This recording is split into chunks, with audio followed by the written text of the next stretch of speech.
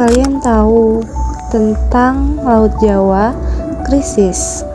Bukan krisis kecil, melainkan krisis stok ikan yang katanya hampir habis. Terus yang disalahin sampah plastik. Bener sih, tapi nggak sesederhana itu.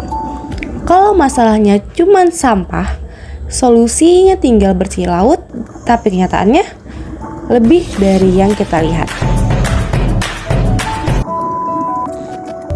Pakar IPB bilang bahwa sampah plastik merupakan penyumbang besar dari krisisnya ikan. Bahkan Kementerian Kelautan dan Perikanan juga menyetujui hal itu. Tapi, kalau kita hanya membahas tentang sampah, kita sedang menyederhanakan satu permasalahan kompleks yang menjadi satu kambing hitam. Mengapa? Karena kalau kita berbicara tentang masalah utamanya, itu merupakan kombinasi dari overfishing, kerusakan habitat, sampah dan polusi, serta kebijakan yang lambat dan tidak sinkron. Sampah plastik memanglah parah, tapi itu hanya gejala.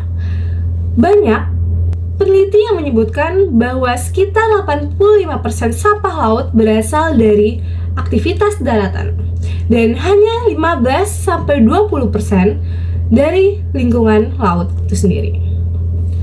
Juga, Indonesia sendiri menjadi penyumbang sampah terbesar kedua setelah negeri Cina. Sampah plastik itu sendiri nyebabin ikan makan mikroplastik, tidak subur, mati, serta cacat. Juga kerusakan terumbu karang yang menjadi tempat pemijah hancur. Menyumbat mangrove. Kenapa dia menyumbat mangrove? Karena habitat benih ikan akan hilang. Tapi kalau sampah hilang besok pagi, stok ikan pun gak akan otomatis langsung pulih. Karena ikan gak sempat tumbuh dan udah ketangkap duluan. Sehingga overfishing merupakan masalah utama dari krisis ikan. Laut Jawa itu laut paling padat penduduk plus industri. Tekanan penangkapannya besar-besaran dan faktanya kapal besar dapat masuk ke zona kecil. Alat tangkap yang masih kasar dapat menyapu sampai dasar. Benih ikan ikut keambil, pengawasan masih kalah sama armada di lapangan. Bayangin nih, habitat rusak, telur ikan rusak, benih hilang, serta ikan dewasa ditangkap habis-habisan. Lalu, bagaimana laut mau pulih? Kebijakan tata kelolanya masih lemah. Data stok ikan sering outdated. Tekanan ekonomi, produksi dipaksa untuk naik setiap tahunnya, serta nelayan kecil harus bersaing bersama industri dengan teknologi yang tinggi. Mangrove di sepanjang pesisir Jawa sudah rusak. Dapat kita lihat dari beberapa negara lain, seperti banyaknya negara yang udah lebih dulu pakai teknologi canggih buat ngatasi overfishing dan mengatur laut mereka. Misalnya dari New Zealand, melalui inisiatif dari Ministry for Primary Industry, yang dimana New Zealand menetapkan kuota tangkap total yang diizinkan untuk setiap spesies, berdasarkan ilmu pengetahuan terbaik yang tersedia. Kuota ini kemudian dibagi menjadi hak tangkap individu yang dapat dipindah tangankan. Sehingga, sistem ini memberikan insentif pengelolaan berkelanjutan pada nelayan. Jika nelayan mendapat stok ikan tetap sehat, kuota mereka akan bernilai lebih tinggi di masa depan.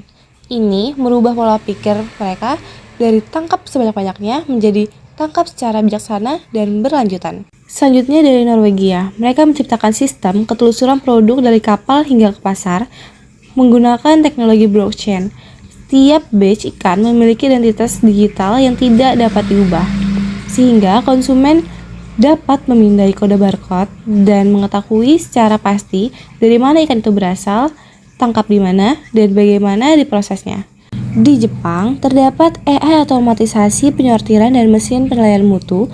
Penggunaan mesin berteknologi tinggi seperti mesin berbasis ultrasound atau AI untuk menyortir ikan berdasarkan ukuran, umur, atau kualitas, sehingga otomatisasi ini mempercepat proses pengolahan, memastikan konsisten kualitas, dan sangat penting bagi berkelanjutan membantu mengurangi by chat atau tangkap sampingan dengan memungkinkan pengukuran dan penyortiran yang lebih cepat. Di Alaska terdapat pengawasan elektronik. Sistem ini mendeteksi dan mencatat aktivitas penangkap, termasuk jenis ikan yang ditangkap dan dibuang. Bagaimana dengan Indonesia? Indonesia nggak ketinggalan kok. Kita sudah punya vessel monitoring, sistem buat kapal di atas 30 GT, biar pergerakan kapal bisa dipantau real time. Kita juga punya e-logbook versi 3 yang lagi dikembangin buat pendapatan digital hasil tangkapan. Selain itu, Indonesia lagi gencar bangun desa perikanan cerdas atau Smart Fisheries Village yang pakai LOC, pelatihan digital sampai manajemen budidaya modern. Badan Riset dan Inovasi Nasional juga sudah mulai uji coba Smart Buoy yang ngumpulin data laut real time.